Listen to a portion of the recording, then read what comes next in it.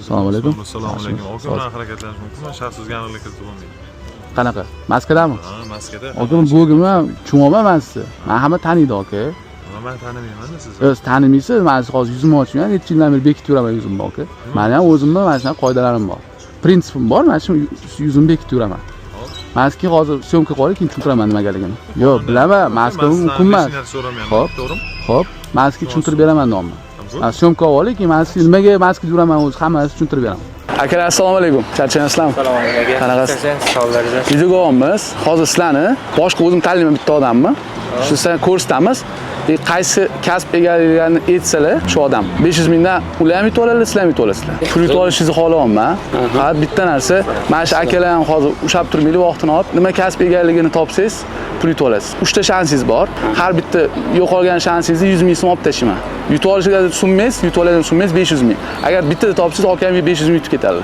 Hokimiyatda ishlaydi. Yo'nalish. Imенно mana shu kasb egasi desangiz, kim galstuk, kasbim oq ko'ylakda yuradi. Ikkita kasb egalari bor. Prokuraturada sohasida. To'g'ri kelmadi. Aka rahmat. Charchamang. Kuningiz yaxshi o'tsin. Assalomu alaykum. Charchamayapsizlarmi? Mana shu aka nima kasb egaligini topsanglar, pul yutib olasizlar. 3 ta shansingiz. Xo'p, unda o'ylab ko'ring, kasbim shunda oq ko'ylakda kim yuradi? Ikkita kasb. Bitta shansingiz ketdi, yana ikkita.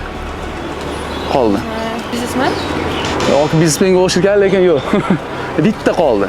Qaranglar, galstukda, kasbimda solidniy kiyim olganlar. Prokuror? Yo'q. Aka, qanaqasiz? Charchamaysiz? Mana shu akalar nima kasb egasini egalliklar topsangiz, pul yutib olasiz. Va tez aka. 3 ta shansingiz bor. O'ylang, kasbim shunda galstukda oq ko'ylakda kim yuradi? Bankda ishlasam, Bitta minus. Ikkinchisi. Bo'ling. Bo'lsa aka ketadilar.